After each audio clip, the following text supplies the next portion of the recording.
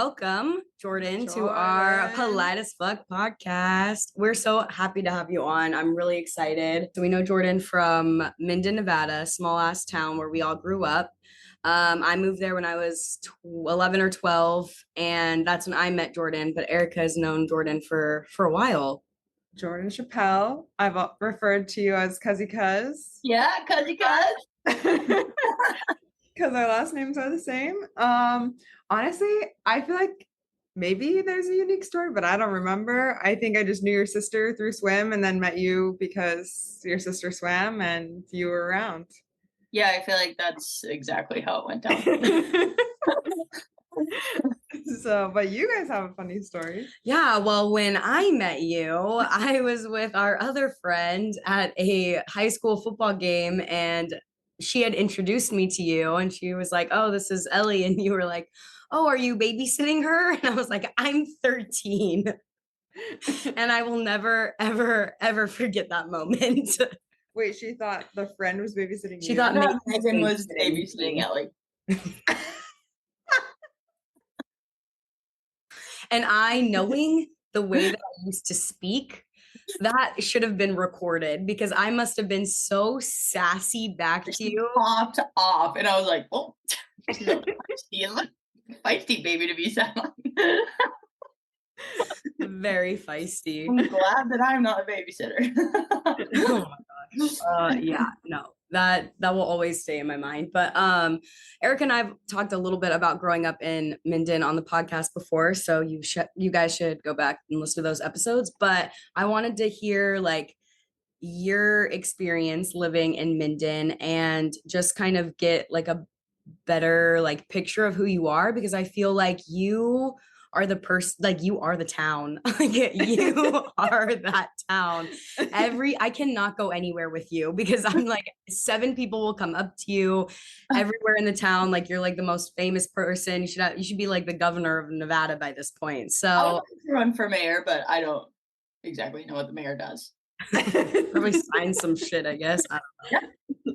I feel like I'm qualified. Yeah, definitely. So yeah, growing up in Minden, Nevada. Well, my family has been in Gardnerville and like Minden area for, I think like my grandma was born there, so like 3rd generation. And then they like the Basque community is big in Nevada, so like I feel like nobody knows what it is, especially on the East Coast. But it's like a province in between Spain and France called the Basque Country.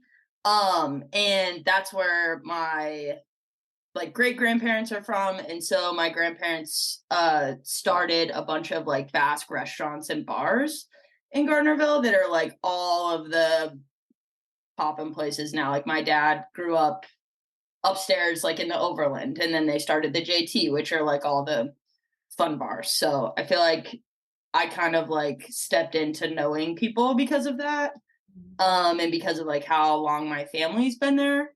And so yeah, but I feel like growing up there I'm like obsessed with Gardnerville. I've been like so homesick lately that I just booked a last minute trip home next weekend because I was like, I'm dying. I have to go back. That's so interesting because I feel like compared to the other places you lived, like I feel like all of us have moved around a lot and have experienced like a lot of the world, but we all end up back in Nevada. I mean, obviously like our family is there, but like what about it for you is like home for you? Okay. Oh my gosh. I have so many things. I feel like the mountains there are the most majestic thing I've ever seen on like any given day. Like driving down the road, and I live in Charleston, South Carolina, and driving down the road here, I'm like, yeah, like this is cool, but I'm not like enthralled by anything. Even really the ocean, I kind of feel like once you've seen the ocean once, like it's really cool. Don't get me wrong. Like I love the ocean, it's super cool, but it's nothing like the mountains. I just like love how beautiful Gardnerville is. And also I love that like you can go anywhere at any given time and like know people. You like that? Oh, I love that. When I was in high school and I was okay, that's a stretch. I still do this sometimes. But like when I'm like bored or like feeling like a little bit like lonely kinda, I'll like go to Rayleigh's and just like kind of browse so I could like be like, hey, Cindy, how's it going? I love it. Would you say you've always been that way? Like what like you get energy from social interaction and like being with people? 100%. I think that's why it's been so hard living in different places because I'm like, "Ugh, I have like two friends here, and if they're busy, I don't have anything to do. Like I don't feel energized if I'm like surfing alone or like doing something alone. I feel energized if there's like a bunch of people there. Yeah. But like That- meeting new people is fun for you? yes, Okay. but not as fun as like seeing new people you already know. There's just not the comfortability factor. That's Yeah, true. It is true. That's true. And like you can like build from that relationship. Sometimes like at the start of a friendship, you're just like, hello. Like I don't Yeah. know how to start. And you're like treading very lightly. You don't know, like, I don't know. You don't really know anything about them. Yeah. So you Yeah. can't really fully just come on with like exactly who you are right off the bat. Yeah. But I feel like you do. Like you just approach people and like say some random shit or just like are just engaging in that way. And you've always been that way. Like Yeah. you've always had that energy. I feel like there's like a little internal anxiety. Like I could lead with that, but there's still like, I'm a little nervous. Yeah. Yeah, I definitely see that. And I feel like I don't know, for me that's always been there. I feel like it's gotten like a little easier as I get older, but I also feel like I wish I had this confidence when I was younger so that I could make, like I was just so, now the the opportunity to make friends like in high school and in that small town setting was so like great, but then I like was so anxious, and then getting out in the world it's like a lot harder to meet people, but when I do I feel a little bit more confident. Which I wonder, like, because I feel like it was the opposite effect for me. Like I like never had to really meet new people until I was like dumped into the world. I feel like. So I like didn't know how to like meet new people and not like be weird. I feel like for a little bit more of context for our listeners, just a little bit more like background on you. Obviously, we met in high school and you grew up in Minden, Nevada, but like we also spent some time in San Clemente or in Southern California together, and now you're living on the East Coast. So just like a quick like, what are you up to, and how did you get there? So after high school, I went to college in Irvine, California for a year, which is where we hung out. We did like we would go surf. Was it trestles when we were there? Or we would surf trestles. Yeah, that's what I was like. Sit on our boards in the water and take pictures. Oh, Which I still have that picture of us with our surfboards in my room. I love that photo. I love it too. It's so cool. But so I moved there for a year and then got really homesick and transferred back to UNR. And so I finished my undergrad in Reno, and then after college I was feeling pretty ballsy and I moved to Southeast Asia. And I was gonna move there like long term, and I was gonna teach English. I like got my whole teaching English as a foreign language certification done. And then when I got there, I was like, whoa, this place is like so cheap. I'm just gonna like stay here till my money runs out, and then I'm gonna go home. And so I bopped around Southeast Asia. I went to like 8 different countries and backpacked, and then came home like 6 months later, and then moved to San Diego. And then that was during COVID. I like hated San Diego. It was just, yeah, I hated San Diego. Oh, sorry for all you San Diego listeners out there. But then I moved back home, and then now I live in Charleston, South Carolina. Why It's Charleston? a random. Well, so I am in a relationship, and my girlfriend Abby is from Georgia, and so we moved to be closer to her family. And you love it out there. Yeah, I do. Charleston's awesome. It is unlike anywhere I've ever been. It's like this small, like quaint little beach town that is like still big enough to where it has like good food, like good restaurants, like a fun downtown. Um, and it's just like beautiful. It's like Spanish mossy, like old plantations and the beach and stuff like that. Yeah. Sounds awesome. It sounds like San Diego. Well, it's like San Diego, but then it's kind of like San Diego and Garnerville mix. Like they still have like tons of farmland. It's still like a really small city, so like you can go out and see the same people. And oh, it's where like a lot of scenes from The Notebook were filmed. Oh, Oh yeah, a lot of, what is that guy's name? That right? Nicholas Sparks. Nicholas Sparks movies were filmed out there. One Tree Hill was filmed, maybe in One Tree Hill was filmed in Wilmington, North Carolina, which is like 3 hours up the coast. I love it there too. Still great. They might have done some scenes here though. I don't know. I just remember when I was living over there that everyone was like, One Tree Hill, The Notebook, all these things were filmed in that area. You were in North Carolina though? Yeah, I was in Wilmington. Oh, you were? Yeah. What? I didn't know. We almost moved there. We were like this close to moving to Wilmington instead. Yeah. It's interesting because so many of my friends in San Diego now either went to college at like UNCW or are from North Carolina or like that's the core group that I hang out with, which like I didn't know that when I was there. Yeah.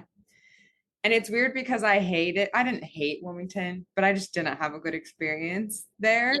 I feel like I didn't really make friends.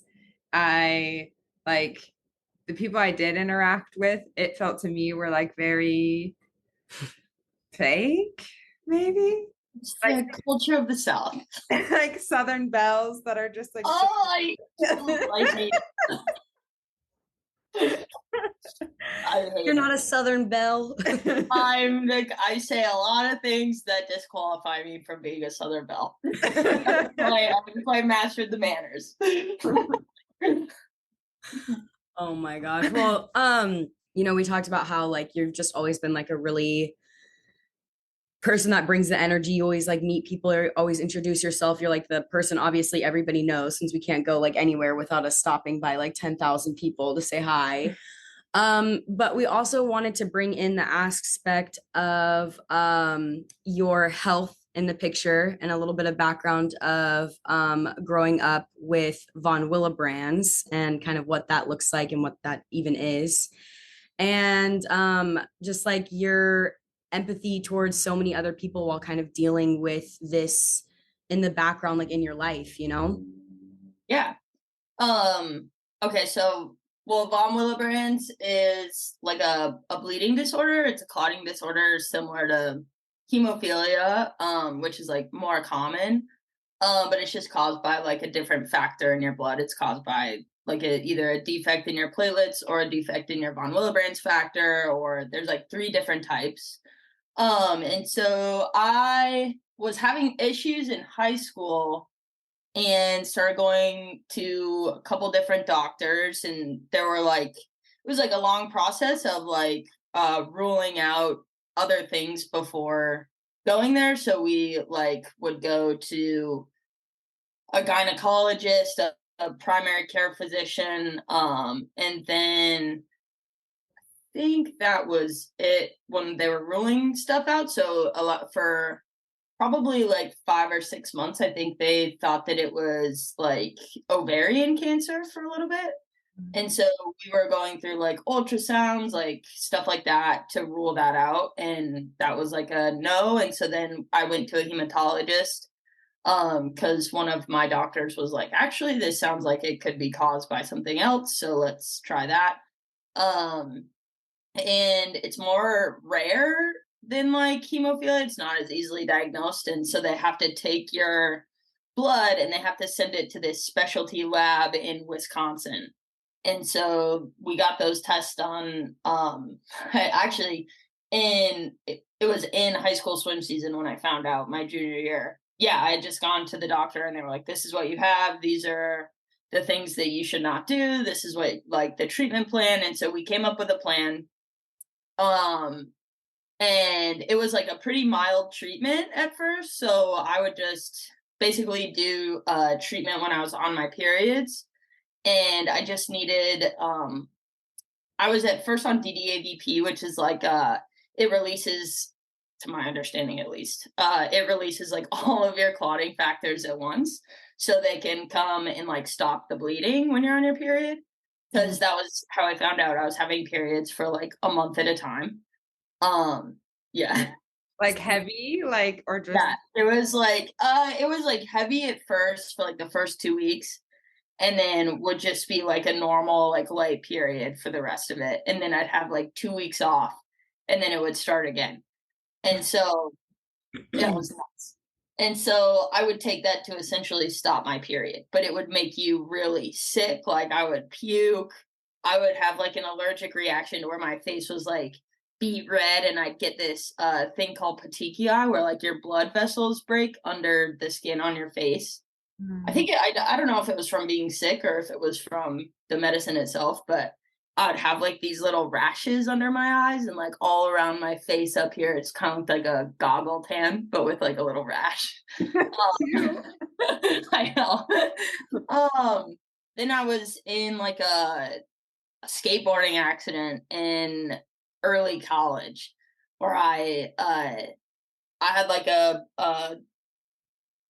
busted my face and then had like a little bit of a bleed in my brain, I think, if I remember correctly. And so I couldn't like read, I couldn't like watch TV or anything like that for I think like a week and a half to try to like let that heal. And so the repercussions of that, I was having like really bad migraines after.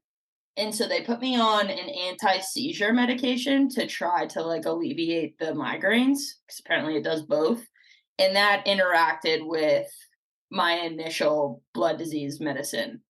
And so then I had to go on infusions of the DDAVP. So that's basically where they administer it through an IV because it's a little bit more potent. And that's when like it started to get like a little bit more intense. So I'd have to be at the hospital for like 6 hours, 3 days consecutively. And so that was every month that I'd just sit there all day. And then eventually that led to me getting like a port in my chest to where that's like consistent IV access. And so yeah, I would do it through that. And I did that for probably 4 years, I think. So that was part of my decision to move to Thailand, was that I had finally gotten my port out, and the FDA had just approved a new medication that was all oral. And I was going to Stanford at the time, and they approved me to go on this new medication. And so they were like, this medication has a really short half-life. And so it could eventually plateau and stop working. So if you're wanting to do these things, you should go do them now while you don't have to come back once a month to be in the hospital, basically. Wow. So That's I have crazy. a lot of questions. Same. Yeah. That's intense. Very. Yeah. The first thing was, okay, in high school, I don't know if you were just always confident, didn't care, but like when you're having blood vessels pop under your eyes and rashes and bleeding all the time, like did that impact your confidence at all? Or did you feel like it was more just like, I don't know. No, I don't think that impacted it at all. Like, I was never like embarrassed about it because I was kind of like, this is just like if somebody asks, I just tell them. And I don't think that like, yeah, I don't know. I think it was something that I got used to like talking about, and something that like that's like the other nice part about living in a small town is that like once you tell somebody, they like know, Yeah. It's like I'm not going to these random places. Like I feel like everyone knows there, and so I'm not going into these random places having to tell a bunch of like random people what's going on, Yeah. I guess going off of that, then, like, if the skateboard accident happened your first year of college? Yeah, I think it was the summer after my first year. Oh, okay, so you were back home then, or you were still? Uh-huh. Okay. So you Yeah. had like a support system there. You didn't feel like you needed to like ask for help necessarily? Yeah, kind of. I mean, that was hard. Like I think that's one of my weaknesses is like asking for help. And so and like I'm a little bit, especially like within my family, I'm like a little bit too independent for my own good. So like if my parents offered to come, I'd be like, no, like I'm good. I'm doing this on my own. I'm fine. And then I'd get there and they'd be like, well, do you have somebody to like drive you home? And I was like, well, no. So I'd have to sit there for like an extra 3 hours until I was like, okay to drive. And so there was like stuff like that that happened where I felt, and I was living in Reno at the time, so I like didn't want to inconvenience anyone by like asking them to come up and didn't want to like inconvenience any friends to be like, hey, could you come sit with me for like 6 hours? Like nobody wants to do that, you know? And so, yeah, I do think one of my weaknesses in that time was asking for help and like embracing support too. Mhm. That's so interesting though, because knowing you, if it was the other way around and like anybody that you know or myself, like if I was in that position and I reached out to you and said, like, can you drive me? Are you available? Like, I feel like you've always been that person, like, yeah, I'll be right over there. Like, I'll come right now, you know? So it's interesting that you say that because you've always, to me, and I think so many people out there can agree, have always been that person for other people. And so I just like, I don't know, it's like inspiring to hear that it's that one, you weren't, not that you weren't affected, but it didn't necessarily like affect your confidence growing up. Because I feel like for me and my insecurities, it would be a lot, especially one, being on my period. I felt like a little uncomfortable talking about it, even just as like a kid. And then being on a fucking swim team where like your whole everything is exposed. I would just be like, it's a lot. And it's interesting to hear like your perspective on that, and then also be so thoughtful of like, I'm not going to like reach out and ask for help because I don't want to inconvenience other people.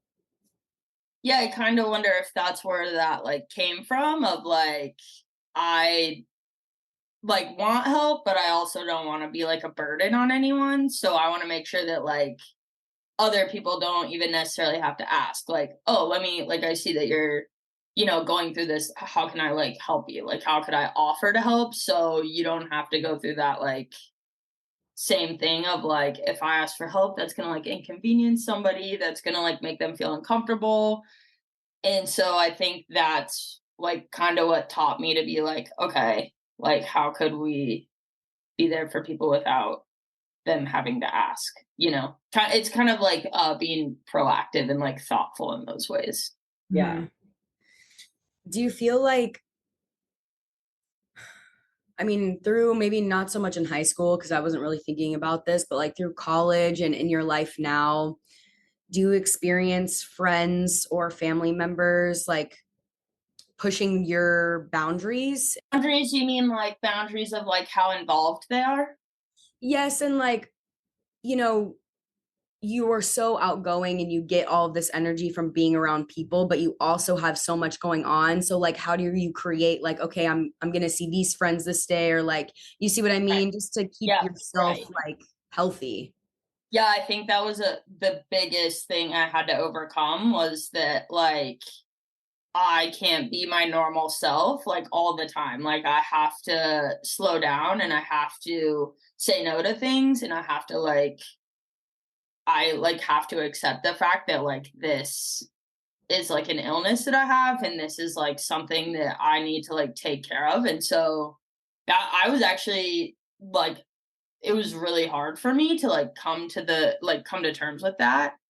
And so I was going to therapy a lot in my second year of college to try to come to terms with that. And one thing she said was like, this is, like she's like, I see a lot of people with chronic illnesses think this way because nobody can see it. Like you're walking down the road and nobody knows like what's actually going on inside of your body. She's like, but if you had a broken leg, like nobody would expect you to go snowboarding with them or like go, do this stuff with them. So like you have to treat this as like a physical illness, because it is, and like something that people could see or something that people can't see. It's all the same.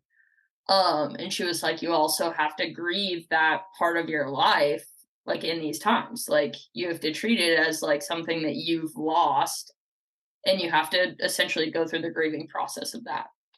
And so I think that really helped me a lot to slow down and like accept what was happening and really like allow myself time to rest. So I feel like, and that's where I think I really grew like as a person, is when I had to like sit in that discomfort and not like distract myself with, other people or sports or anything like that. You're kind of just forced to sit there and face yourself. Yeah. Seems like- That's a lot. so much. I wanna ask about religion just because for myself, the like facing myself piece, I feel like my religious beliefs for me, that was a huge part of it, of like, what is it that I actually believe and what is it that I am just going through the motions or like trying to do because I think that's what I have to do type thing. And Yeah. I don't know what your beliefs are now, but I do know that like in high school, at least when I was closest with you, I think like we would do Bible study together. We would like you had like Bible verses in your truck, like when I thought of They're you like on this so- little note card. Yeah, So dorky. I thought it was cute. I copied you. I put one in my truck. You I did. literally had a note. Yes. Oh my God. I'm not even, that's, I can't. I feel like They're like these neon note cards. but it I don't know, when I think of you too, I think of like being comfortable around you, like never feeling like I had to be like someone else, but also like I associated religion with you, I think, because of like how much you had it in your life. And so I was, in my mind at the time, it was like Jordan is this way because she is such a good follower of Christ and like so good at religion in so many ways. Which I think I have had to unpack with like myself and other people, of like separating that as like Yeah. them as a human being and as a person and their like just intrinsic self, and then that like religious teachings that is like you are a good person if you do XYZ type thing. Yeah. I don't know if you've where you're at in that journey, or if that was at all a part of like facing yourself, or if it was mostly like health related. Yeah. Okay. So this is something that I've recently, in the past couple of years, been unpacking too. Of like, what is it that I believe, and like, what is it that was kind of being fed to me, and like, what are the things that I really held on to that I don't actually believe are true now. And so I feel like, I mean, you could call it like deconstruction is the popular term, but like I've very much like deconstructed my faith. And now I think it's, and a big part is like this my first time like dating a girl. And so I think, I mean, that's a big no-no in church. So I think that was the first time that I ever had to be like, oh, holy shit, like, okay, now I'm like faced with this person that I like really love and care about, and I'm faced with like all of the things that I've believed growing up. Not necessarily growing up, because like I wasn't raised in the church. I like became a Christian in like early high school. And so, but still, like you hold these values and you hold these like beliefs, especially being raised in kind of like a small conservative Christian town. So I'm like, okay, like, holy shit, I really need to decide right now, like, if this is something that I want or if this is something that I'm against.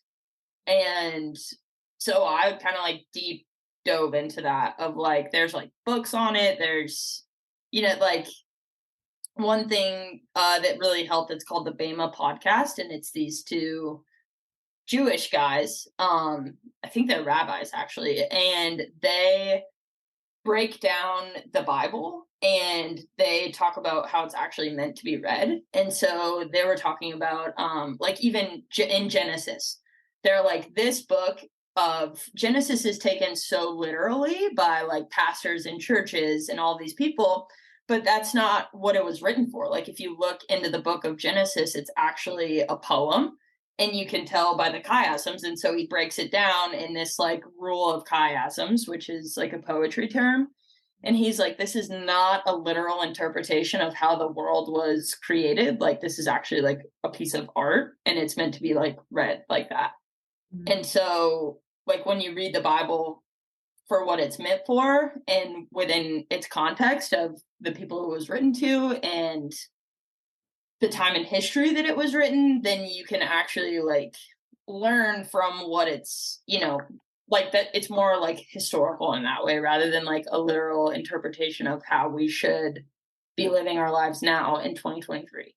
And so, yeah, I feel like I went headfirst into like those resources and like looked at differing perspectives and really found that like, and then like compared those to like the heart of Jesus of like, okay, if I like believe that like Jesus is kind and he's like accepting and he's like ultimately loving no matter what, then how do these beliefs compare to that? And so I feel like now I like believe in God, but I don't believe in the church. Yeah. It's nice for you to like say that because I always struggled with religion. I always wanted to be a part of it so bad, but like it was at a distance. My parents like would go every once in a while. We did an episode about religion a few months back, and I listened back to it, and I like literally don't even know like what some of the like phrases are, the words, but that's Yeah. a Catholic church. There's so many like strict it was too much, and I was like, clearly didn't know what the fuck I was talking about. But I was listening to it and I was like, it's this. I know, and I was just like, like, this is oh what you're my looking God. for. I know, this is not what it's called, but okay. But I feel like my main like hardship with religion is like I had so many questions and no adult could give me any answer or sit down and have a conversation with me. And we did like all of these, and I'm sure you'll know, but like, in the Catholic Church, we have to do like what is it like to get like confirmed into the church? We have to do like Catechism, CCD. yeah, CCD. Thank Yeah. you. Every Wednesday and Sunday, we had to do these, and I still had like all of these questions, and no one could answer me. And that's when like Brittany and I would kind of like come together and like, hang out and talk about it. And then that's when you kind of joined us. And what I loved so much is that you were so like interested, and I do feel like it was a label that maybe we put on you, but you were able to like not necessarily answer all of my questions, but like when you were to be like, I have the same exact questions as you, like, let's figure it out. Let's go to like different places. Let's explore different churches. We don't have to go to the same one. You don't have to be here. It really like, I would say like inspired me at a time. There was a moment like in my life where it was like a big part of my life. And I feel like you were there supporting, but not in like a fake way. You just gave me like either like real answers and just like very real life. And that's what I appreciated. And that's what I fucking hated about the church is that it wasn't like that. And it was so frustrating. And so to hear you say that you kind of have like separated the two in your life. And I mean, I'm still, I don't know what the fuck I believe in. Honestly, I think We were spirituality. talking about going to church last night. Literally, I was like, wait, should I be going to church? I'm just like, I can't do it. I've talked about it so much. I'm like, nah. That's a whole lot of my Sunday that I'm probably going to be more pissed after. Exactly.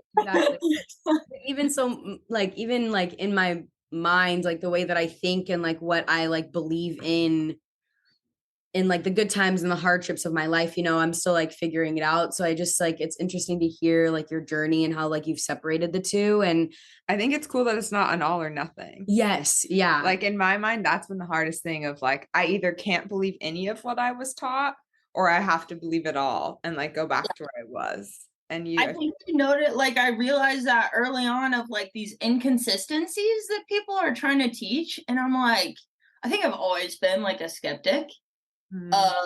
Especially because I wasn't raised in the church, like I kind of found it on my own.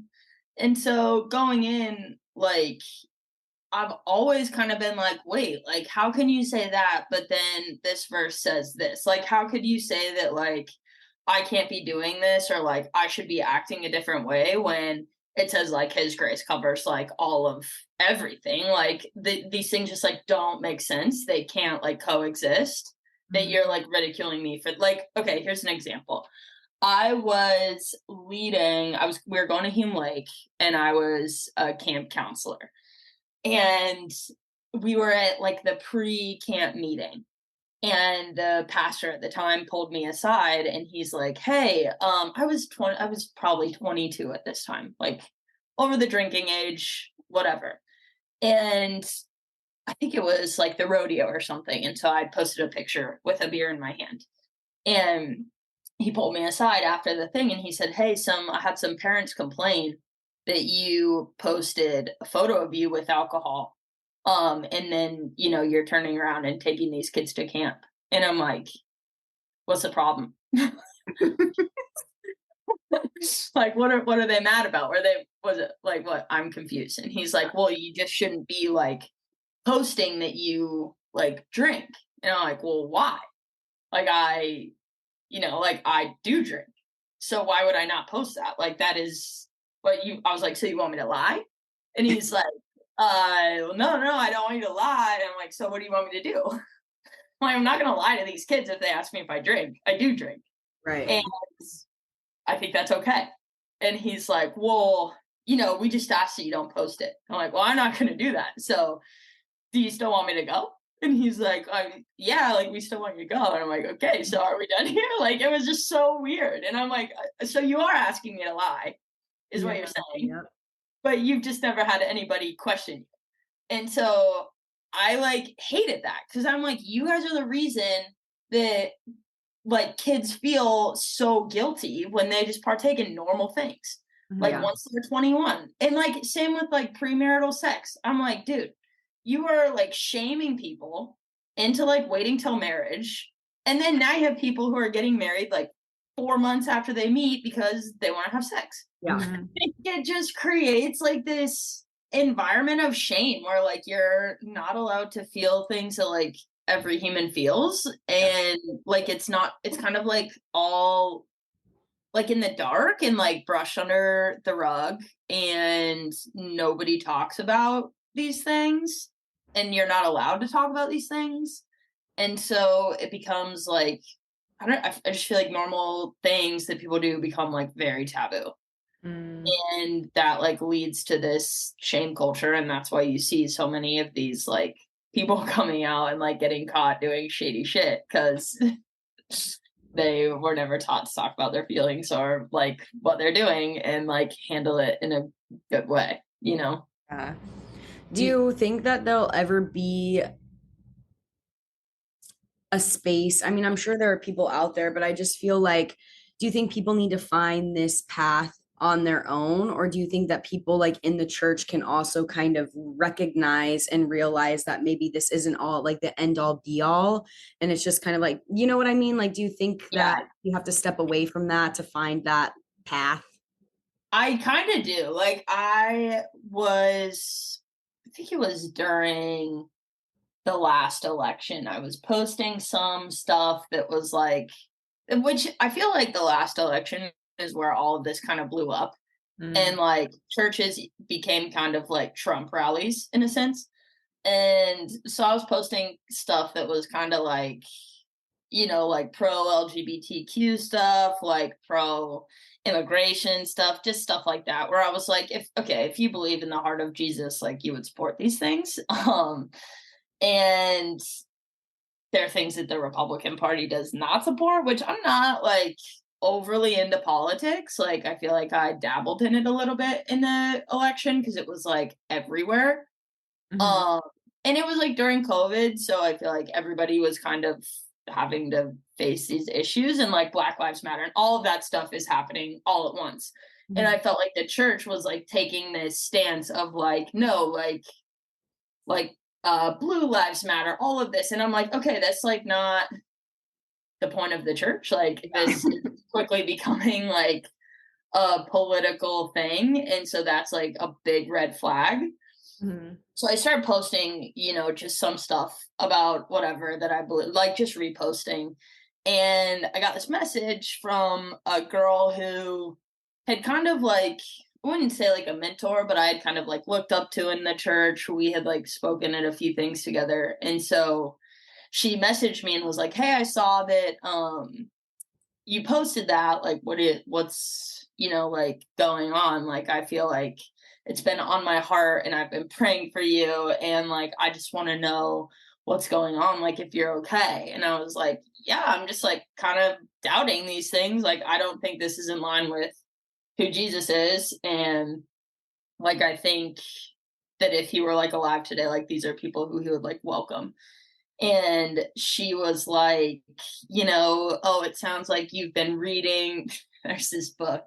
The one issue I raised with her was like, I just don't actually believe that same-sex relationships are like a sin. Mhm. And there's like evidence behind that. There's like this guy who, so I guess like in 1946 they had translated the Bible, and they had added the word homosexuality into this translation of the Bible. And this guy wrote a letter to the translators and said, "Hey, this is translated wrong." And this letter is somewhere, I think it's in the Harvard library. He like found this guy came across this letter, and it's to the translators and said like, "Hey, you translated this word wrong. Like this is actually like sodomy. This is actually like men like abusing boys. And Mhm. that's not the same as just homosexuality." And so I thought that was really interesting. And these translators responded and said, "You're exactly right. Like we did translate that wrong, but the Bible that we translated has already been distributed and won't be translated again for 10 years. So we'll make a note to fix that." And it never got fixed. And so like that to me, I was like, that's some concrete evidence of like this. And I've listened to like podcasts supporting that. Like it's not this one like standoff theory or whatever that this guy like made up. So there's like evidence to support that. And that's something that I brought up to her. And she was like, "Oh, sounds like you've been reading some like Matthew Vine conspiracy." And that's the guy who wrote a book. It's called God and the Gay Christian. He had wrote this book, and I was listening to it at the time. So I was like, "Yeah, in fact, like I am reading that." And she's like, "Well, I would just be hesitant. Like I think that inviting those like ideas into your mind is really playing with fire. It's really dangerous. I could, even call it false prophecy." Like she's just going into all of this stuff about why I shouldn't be reading this. And I'm like, why is me reading this book such a threat to, or like, why is me engaging with other beliefs like such a threat to people's Christianity? Like it shouldn't be the case. Like you should be able to have intellectual conversations and ask these questions and hold doubt and still be a Christian. Mhm. And so that was like another red flag to me of like, okay, I'm not like safe to deconstruct my faith or to ask questions or to have doubt within the realm of the church because people just call that poor faith. I'm like, Yep. well, I'm actually coming to like my own beliefs instead of just believing whatever this guy on stage is handing to me. Yeah. Mhm. So Yeah, I yeah. feel like there's so much we could go into with this, which like I'm trying to be like, okay, what do I actually want to ask so that we're not like going down the rabbit hole. But I guess like just the theme of you caring about yourself, caring for other people, like just being an empathetic person in general, like I said, I had in my mind associated you and religion with the reason that you were that way, and like that was just how I knew you. Yeah. But do you think like your parents like instilled that in you from a young age, or you just like innately have always been an empathetic person and like really wanting to understand why like we wouldn't allow everyone in, or why we wouldn't be accepting of everyone type thing? Yeah, I kind of think it's like a mixture of both. Like, I think all of those things, I do think like religion played a part in it because that is like such a big portion of what drew me to religion was that like this is supposed to be like a safe space for like everyone to come together and like be like uniquely themselves because we were in like to just like coexist in that space. And like that's like a very safe environment because we're like all made in the image of God. And so we can like come together and like celebrate those differences and like celebrate that. And so I thought that was like a really, really cool thing about religion that I had never really heard before. And that really drew me to that. And so I think that taught me a lot about like caring for other people and like really being in like deep community with people. But then I do think like my blood disease played a huge part too of like now I know what it's like to like really struggle. And also I was thinking about this, like one of the unique things I feel like about growing up in a small town is that we all knew each other and we all grew up together. And when something bad happens, it like affects everyone collectively. And so I feel like, you know, like what, especially like with us, like losing people at like a really young age, like affected us so deeply and really like changed my perspective on life. And I feel like that's kind of where I was like, okay, like, what do I like? How do I want to be? Like, it really showed me like when we were kids. Well, we were like 13 or 14, you know, when like stuff happened. And so it was kind of like, okay, like what's the person, like, who do I want to be? Like, what do I want to be known for? What matters to me? Um, and like, how do I want to be remembered? Because like, it was very clear to us early on that like, we're not guaranteed like a long life. So I feel like that kind of impacted me probably the most, I would say. Mm. Yeah, I mean, losing teammates, yeah, when you're 14 years old, that like people you saw the day before and then they're gone, like that, it was just a lot for sure. Yeah. Like, and not that I wish that upon anyone, but I do think like experiencing death at that age is huge and like is such a wake up call in so many words. Like I was just at my sister's graduation and the most emotional part, like high school graduations, come on. It's like the longest thing ever. Yeah. But like I got choked up because they had read the names of students who like didn't make it to graduation.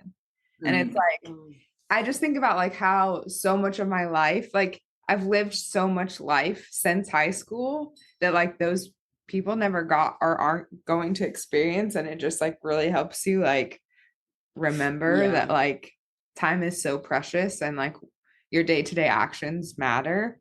Right. You want to like be present and live in the moment and just be like there because you're not guaranteed tomorrow. So that definitely impacted me too. But like on top of all the other things you're going through, I think that does paint a good picture of like why you can or are the way that you are in the best way. You have something you're No, I think that's what I was gonna say too. I feel like for me though, it was more of like showed me how important connection was with people and like how important it is just to like experience the world, but also maybe it is that small town like you were saying when bad shit happens, like we all come together and it's those times that it's like the most sad but the most beautiful because like we're all like in a collective unit. And I think you're totally right. Church was always supposed to be this, like, I thought that was that place. And it ended up looking in past in my life. And even now where I find the most comfort and the most space and is where I'm with like a collective group of like just decent human beings, regardless of the setting. And most of the time, like the church has not really been that setting for me anyways. So, but yeah. As far as the church and these beliefs and that kind of like transition of starting to be wanting to be in a relationship and moving forward, how do you feel like touching on the fact that you are already kind of questioning, and then I'm not like questioning this correctly, do you have like a better way to phrase it? I don't know how I'm like my question when I is. think of you, I don't think of like I don't know about your dating life at all. I know nothing. But like for me, I've always been like, I'm like boy crazy. Like I want a relationship. I love love. Like that has been a big part of my life. I love watching like romance movies. Like that's just always been me. I'm just like I love love. Like I love weddings. Weddings are my favorite thing. I love going to weddings. But like I don't remember you being in a relationship in high school. I mean, I don't know if, like that was a thing that you were just like doing all these cool things, skateboarding, snowboarding, swimming, doing all the stuff that you weren't like looking for a relationship, or if like your sexuality was something you were just trying to navigate, or what that has looked like for you. I honestly feel like it was the first part of like, I was never interested. I kind of had like a negative view of relationships of like, wow, like my friends get into relationships and they become boring. Like they don't want to do stuff anymore. They don't want to like for me, I was like so like focused on like how fun life was. Mm, And so I was like, if a relationship like gets in the way of that, like I don't want it. mm, And so I kind of had like a pretty negative view on it for a long time. I would say like until I got a little bit older. But it was, yeah, like never something that I focused on. And I don't think that I had ever met anyone who I was really like, oh yeah, like they are worth like giving up my independence for. mm, And until I met like my now, and I think like attraction's like a weird thing that I'm navigating. Like I don't think I pictured this for myself. Um I don't know. I feel like yeah, some people might like disagree. Like, I feel like I dress a little bit more like tomboyish and stuff like that. So I feel like some people are like, oh, yeah, like we always knew. And I'm like, okay, well, that's just like stereotypical. It's not Yeah. so I feel like, yeah, I'm just like attracted to like beautiful people, I think. Like, regardless of whether they're boys or girls, like I think I have like attraction for just people who have like beautiful souls. And so I think like I really noticed that like with Abby, I was like, we like really like fit so well together. Like we just have like this undeniable like chemistry. And so I think that's when I really started to navigate like my own like sexuality and like what that means, to me. And I'm still like kind of navigating that, I think. But we've also been dating for like 3 years. It's not like a new thing. And so I guess it doesn't really like sexuality doesn't really matter at that point because like I'm committed to like this person. mm. And so yeah, it's been like kind of weird. But yeah, to answer your question, I just don't think I was ever focused on that. I think I was really focused on like living life to the fullest, as one Yeah, might say. that's good. I mean, that's what I'm trying to do Yeah. too. Same. Well, I think like I truly believe that like if you're doing like the things that you like truly love to do, like that attracts people who also love those same things. And so like you're gonna meet people who you really mesh with, like doing those things, which is exactly what happened. So I was gonna say, how did you guys meet? we met in Thailand actually. Really? Yeah. It's crazy. It's a big trip for you. Yeah, that's really life changing. We didn't we didn't start like dating until like 2 years after. We Mm. just like kept in touch, and then we were like best friends for a long time, and then we like crossed that line. Yeah, it's almost coming up on 3 years. So Nice. Congrats. Yay. That's exciting. Within that, like, time period, along with like, religion, along with like just everything, who the person you are and being like empathetic, how did you navigate that relationship to be what it is now, which is like a pretty like stable and strong relationship with this person, as well as yeah, for a long time, loaded them question. and navigating all of these things while still being like authentic to yourself and like being who you are. How, like, what overlap, what were the steps you took for that? Yeah, I think that it's been the like hardest thing for those to like coexist. Like it's honestly like impossible to like have parts of your life that are like secret Mhm. and still like be your authentic self. And I think that I've had like a really hard like past 3 years because of that. And I think so has Abby. And I was like a little bit more comfortable from the start to like I would have shared from the start, I think. Maybe not from the start, but once we were like, okay, we're doing this thing, like let's share. But she's from the South, and the South is a whole new fucking ballgame when it comes to religious shit. Like it's crazy here. And like so we started seeing, we did individual therapy to kind of like really come to terms with like, what do we think about this? Do we want this? Like, what the fuck are we doing, honestly? And then we did like couples therapy to kind of like try to come to terms with that together and what this means like for us moving forward.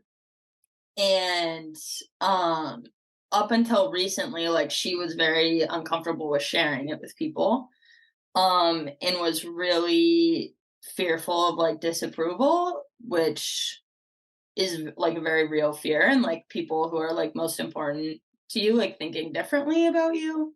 And I think I felt that fear a little bit, but not as much, because I feel like people in Garnerville, like as conservative and as like religious as they can be, like they're still, I feel like from my experience, like pretty accepting.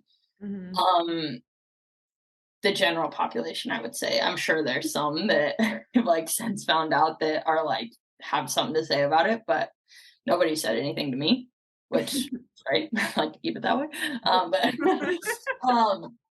but yeah, like we'd just recently told some people on Abby's side of things, and it was not easy and did not go well. And so I think like that religious tradition is very like alive and still current in the South, and I think it's a little bit easier with people in Gardnerville. And I think that like the reason that we came to that decision is like through therapy, like they were teaching us to like live out our core values. So like something that we really value together is integrity, and like we weren't living in integrity if we were like hiding this huge part of our life.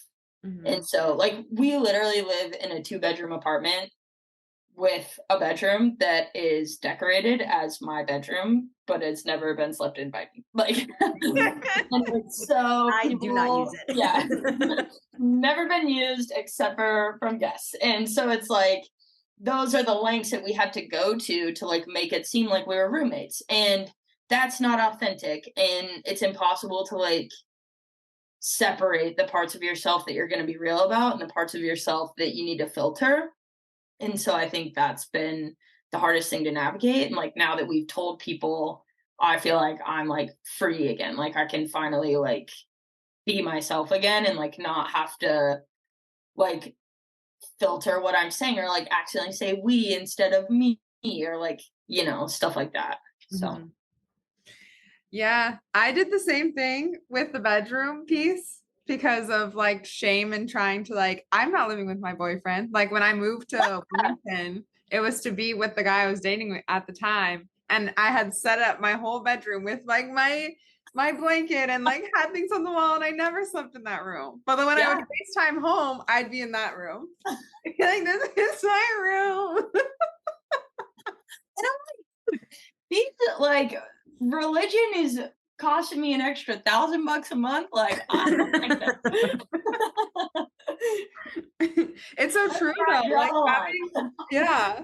But like having a part of your life that's you're just like hiding or tiptoeing around, I think that's with like any secret, Yeah. but especially like a relationship, like that's not something you're trying to lie about or sneak around about or like, I don't know. Then you just always are having to be on your toes and like thinking about that, which is Exactly. It's like, but you're kind of in like a little bit of fight or flight mode at all times. And I think that that's been like really damaging because we've done it for so long. But I also like seeing some of the harder reactions. I like am so happy that we waited until we like had this foundation and waited until we were like absolutely certain of what we wanted outside of any like other people's opinions, I guess. Like, because I think those would have been like really, really detrimental had we taken those into consideration, like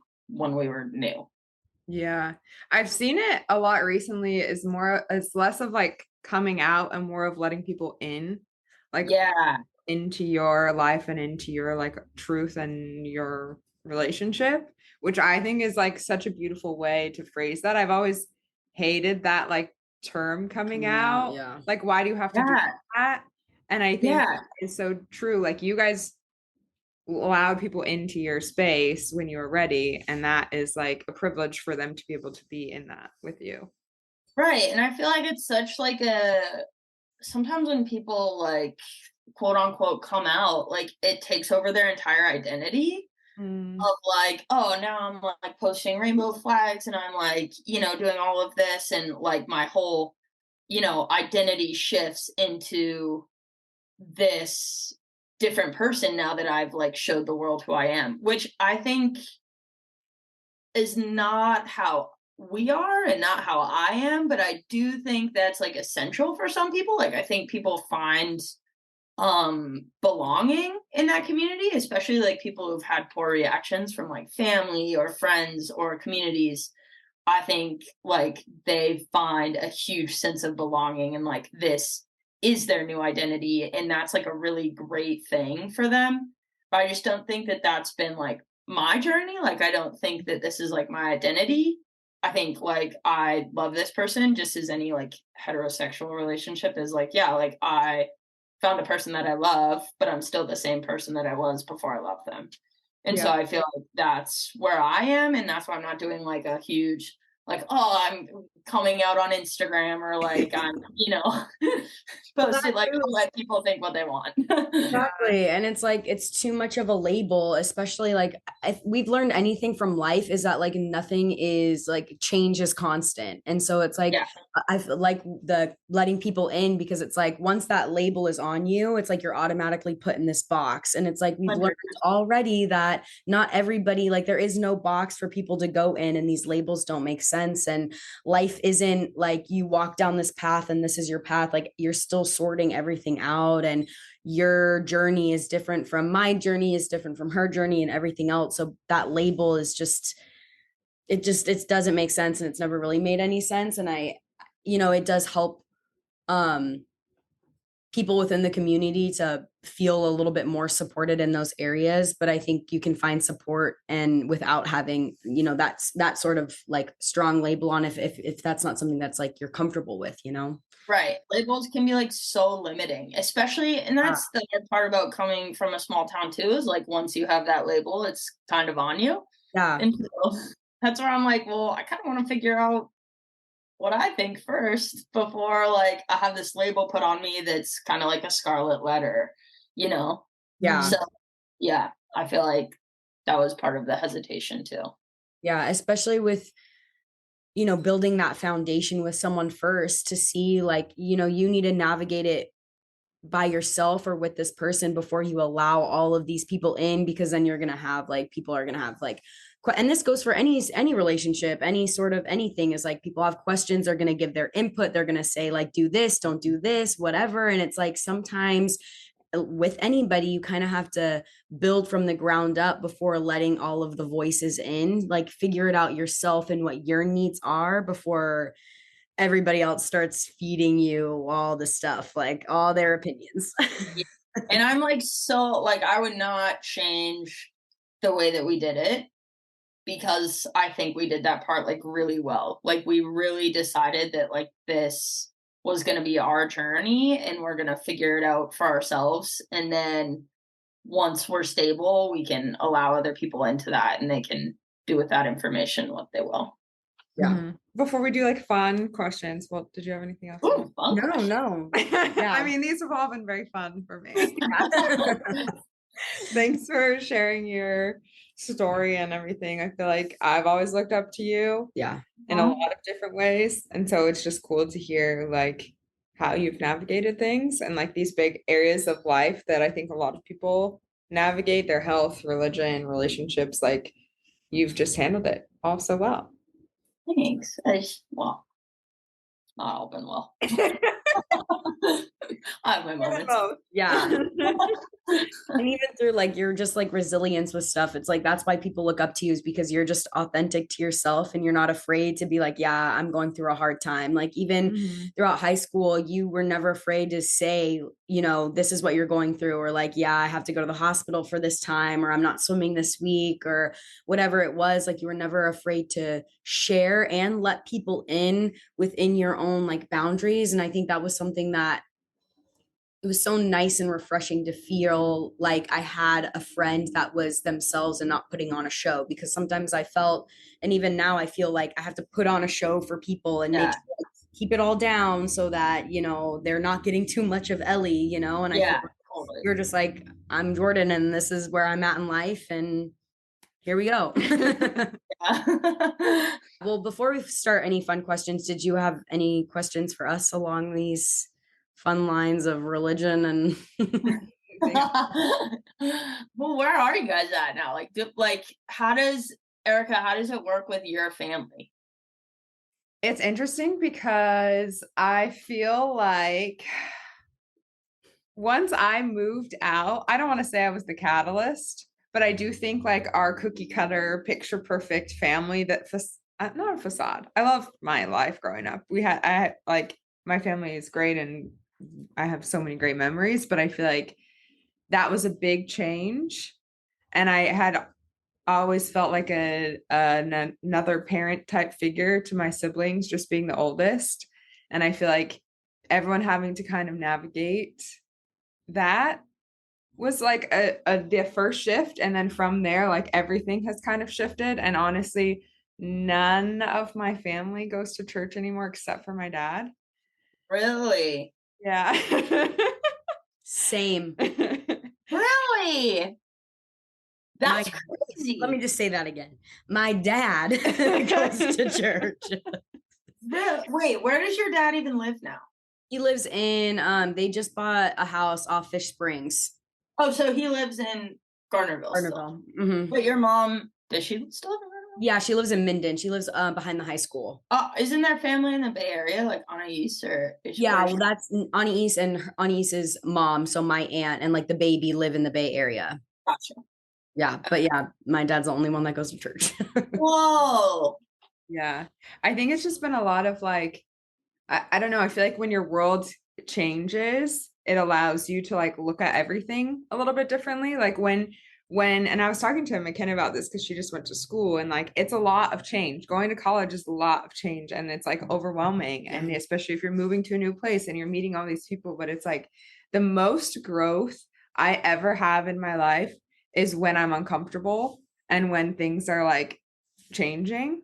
Like that is when I look back and I'm like, wow, that was like such a pivotal time for me to be where I am now, or like to think how I do now or whatever.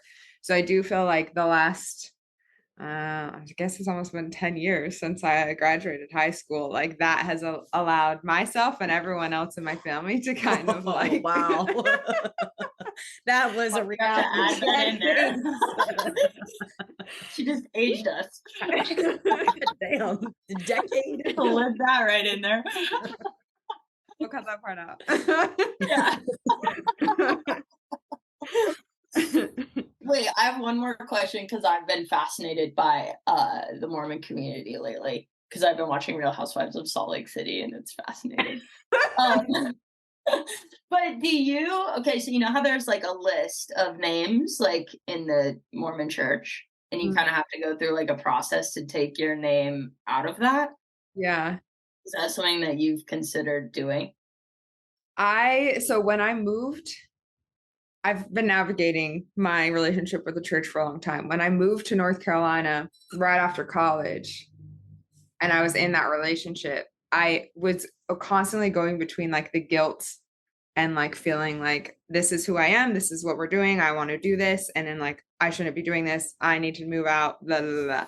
So I had gone to church a few times there, so they had my like records, and then when I left, I went to Peru, so no one knew where I was. I could just like do my thing. Like I did go to church a few times there, but like I didn't like move my name, because when you move, you usually go to the church and like tell them where you're at. And then when I moved to San Diego, I don't know how they knew where I was, but I've gotten like emails and messages and hey, we're having an activity, and they've called my dad, who has like, it's wild. And so I usually just ignore. I did go to like because the one thing that's hard for me is like I like charity and like giving back to the community. I feel like usually through churches, there's good ways to do that. Like they have these foundations in place to like, there's a hurricane, we're gonna put together all these like care packages, or there's whatever. And so it's like, I feel like that's an easy way for me to be like, I'm gonna go help. So I've done activities in San Diego through the church that are like that. But so that's why I've like not said anything until they called my dad. And then I was like, you guys have got to calm down. And I was like, please remove my name. Like, please just take it off. And then they were like, we'd really like to talk with you about this. And I haven't heard from them again. I didn't respond. But if they do like say anything, I'll be like, please, you gotta take It's it time off. for a divorce. Yeah, it's like a big process. Like, don't you have to like get it notarized and shit? Like, it's kind of. I know Savannah's done it. Oh. I can ask, but like I As I'm cats. I feel like I haven't had to I don't know if navigate's the right word, but like Savannah's had to really question a lot more, and like obviously doesn't live the like typical heterosexual life. So I feel like that has allowed Savannah to like really know who she is. Whereas I feel like I have had, it's taken me a lot longer to figure that out. So I think she just got it done.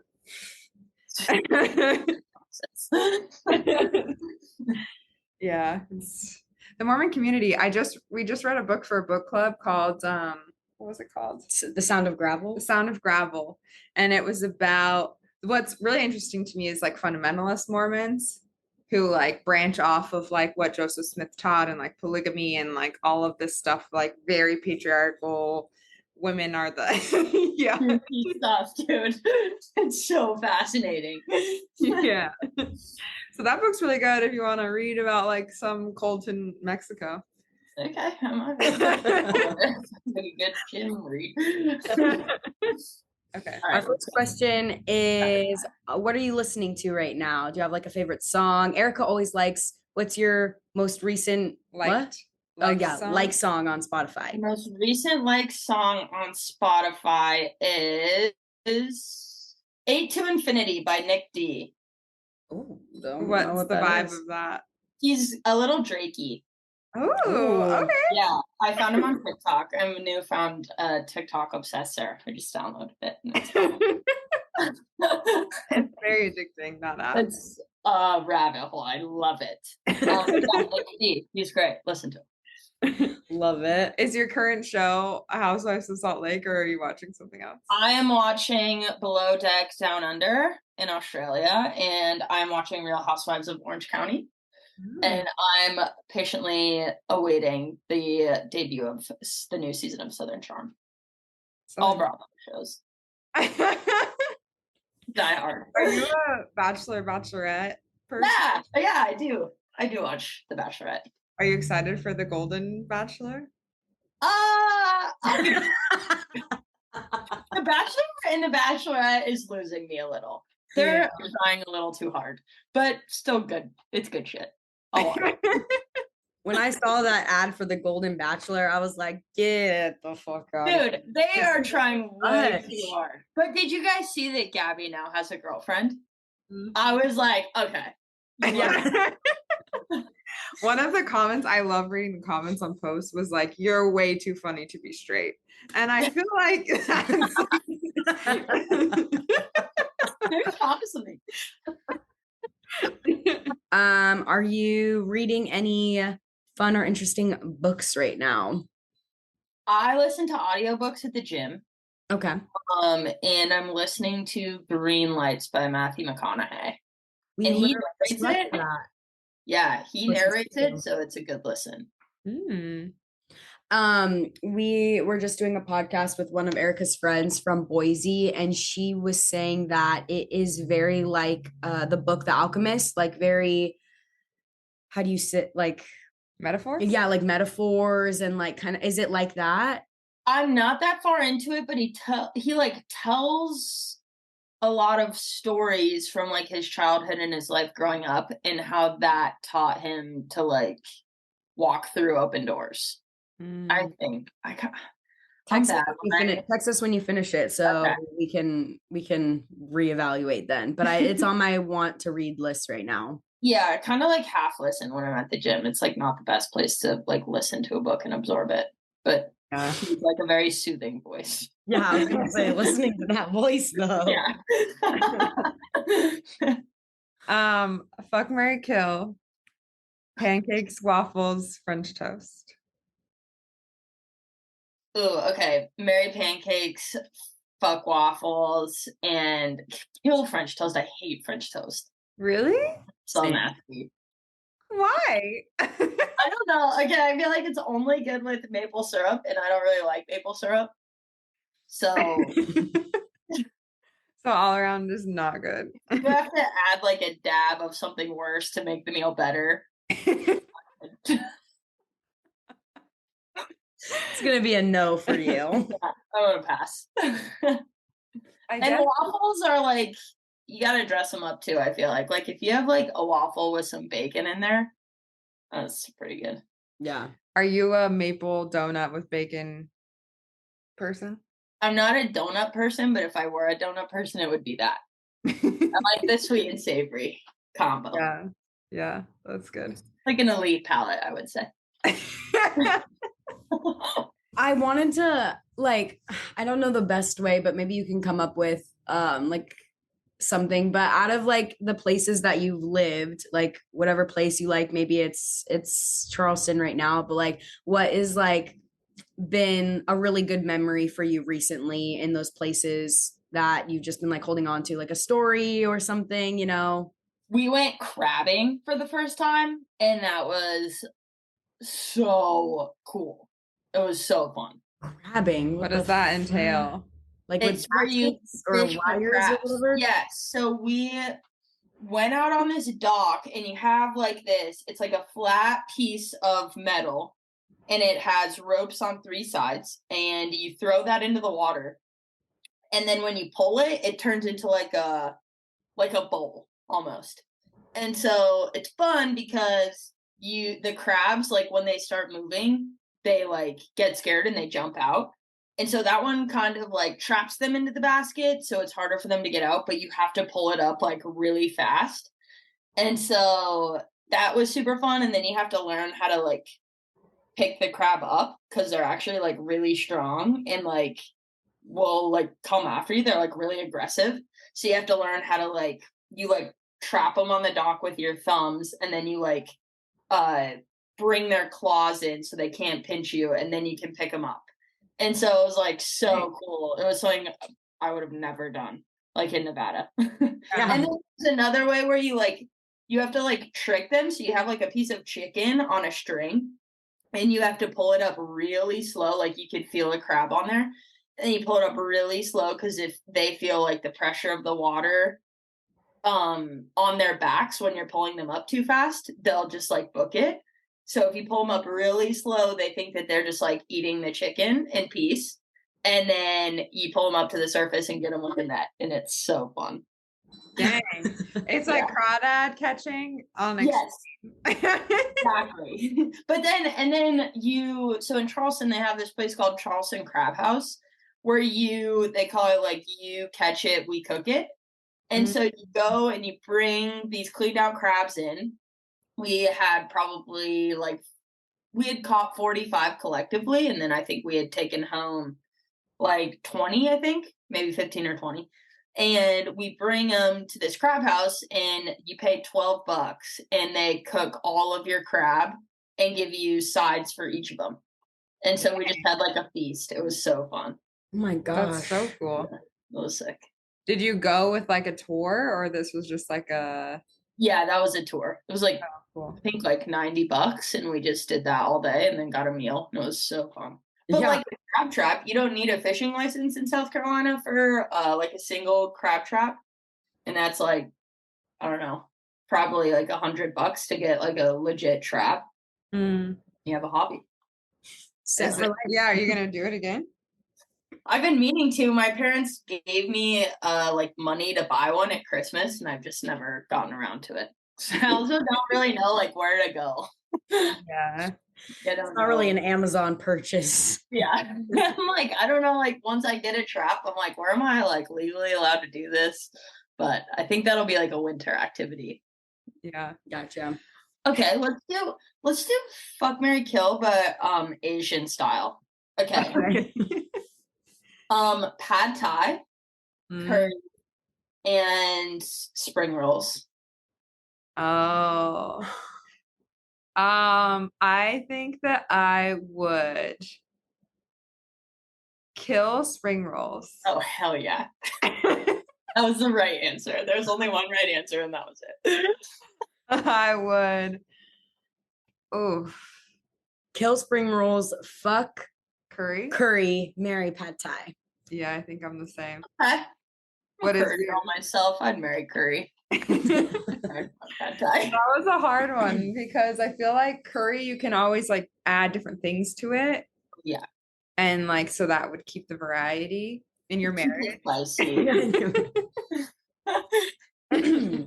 But spring rolls, anytime I eat them, like I'm just trying to get the peanut sauce is really all I'm eating because it's just like a lot in my mouth. And it's like, wait, okay. What do you guys think spring rolls are? Aren't they the ones in When I like say spring rolls with like all the veggies in them and tofu and stuff?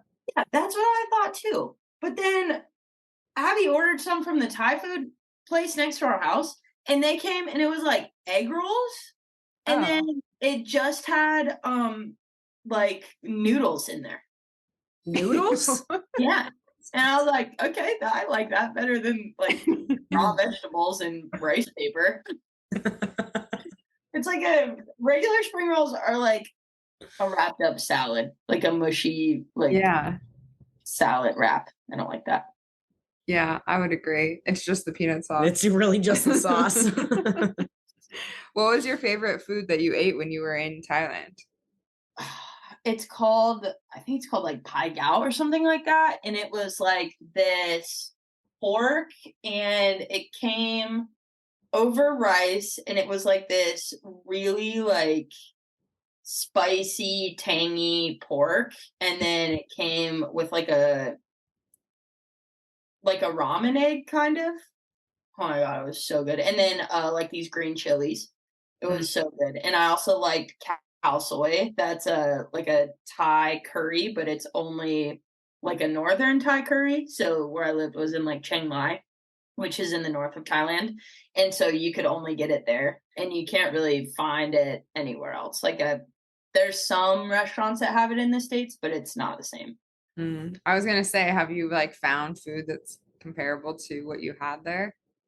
Not really. There's one place in San Diego called King of Thai, and they're probably the closest that I've found, but it's still just not the same, especially because you're paying $16. Yeah, instead of yeah, it's very expensive here. Anyway, Jordan, thanks for coming on the podcast. We really appreciate it. I'm sure we're gonna invite you on like a lot more times. So wow, I love this. I love it. Yeah, thanks for sharing a piece of your life with us and letting us get to know you at a deeper level. I feel like that's why I love doing the podcast, because it's like conversations like this that like I want to be having with you on a Saturday usually. So, yeah. I love it. Thank you guys so much for having me. Yeah, of course. I was so excited.